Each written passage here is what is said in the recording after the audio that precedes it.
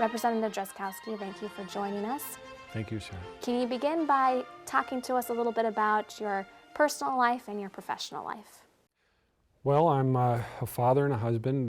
We live at R-Mazeppa, population 842, small town. We love it there. Live right on the edge of town, next to the country. My wife likes to have good pavement to get to work easily and quickly, and I like to be as close to the woods and the farmland as I can because I grew up a farm boy. So that's kind of what I am, kind of an outdoors type, agriculture, hunting, fishing type person in terms of my pursuits and my endeavors.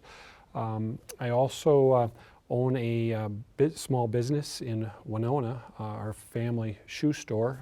It's called Baker Shoes, and actually just inherited that in the last year as my mom passed away, but my mom's maiden name was Baker, and the business has been in the family since 1927. So my great-granddad started the business way back then. So managing that, and still also have another job. I work with a graphics design marketing company. What are your legislative priorities for this session? You know, I'm fortunate and honored to be chair of the House Property Tax Committee, and so have spent a lot of time, not only when we're in session here at the Capitol, working with that committee to help bring forward some of the priorities of people in Minnesota legislatively, but been very active in going out and listening to what people have to say. Property tax levels are very much a concern with Minnesotans in both rural and metro Minnesota. But last year as we began the session, by going out to a dozen or more, I think it might have been 13 or 14 locations throughout Minnesota to listen to what they had to say and what were their exact concerns about property taxes. And we took a flip chart and listened to them, came back and assimilated that information together and distilled it out into what the top issues were across Minnesota. So our committee then brought forward many of those ideas, and there were other ideas that came from outside of that process, and we went forward and had a bunch of bills that we heard, a bunch of different ideas, and a lot of them were tax relief type of provisions that did things like removing the very oppressive state-only property tax on small businesses and seasonal recreational property owners throughout the state, gave relief to our family farmers who have been struggling with the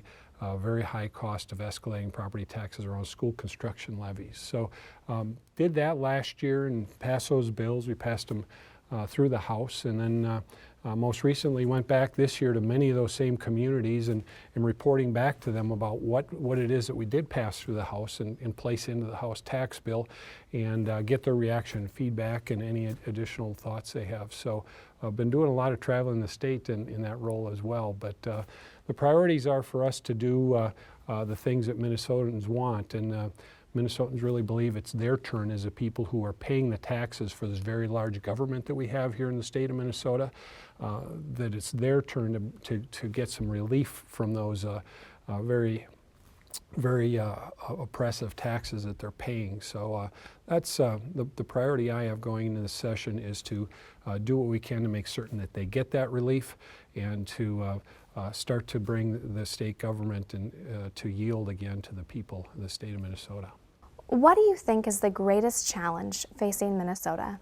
We do have, just as I mentioned, Sarah, just a very big and encompassing government that isn't always responsive to the people. And I think the biggest challenge is to bring our government to be listening more to those people and to be responsive to their needs over that of government. It seems that the focus here at the Capitol always seems to be on the health and well-being of the state and local units of government, and it's always a government-centric discussion. I think the biggest problem facing Minnesota is for the people to actually be heard, and that we start doing things that enact the will of the people rather than the will of the government. What have you found to be the most rewarding aspect of being a legislator? I think the most rewarding aspect is the interaction with people of all sorts, whether it's constituents at the door, at community meetings, town hall meetings, those type of things, or legislators at the Capitol, or other people who come here, or you know, that you see throughout your travels. So I think that's the most rewarding part is the people. My final question is, who inspires you, and what do you find inspirational about him or her? You know, I've been helping the Ted Cruz campaign for the presidency, and he's somebody who I seem to really gravitate towards and somebody who really inspires me.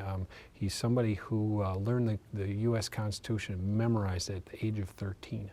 He's very, very intelligent and very committed to the founding documents of our country and the Constitution and the meaning that it brings and the meaning it has for not only the history of our country, but for what hangs in the balance of the future of our country. And so I'm inspired by his leadership, his ability to focus the discussion in that presidential campaign and bring the people to rally around not only the protections but the defenses of their freedoms that are outlined in what was originally intended for our country as we go forward. So Senator Cruz is an amazing individual. Representative Drazkowski, thank you for your time. Thank you.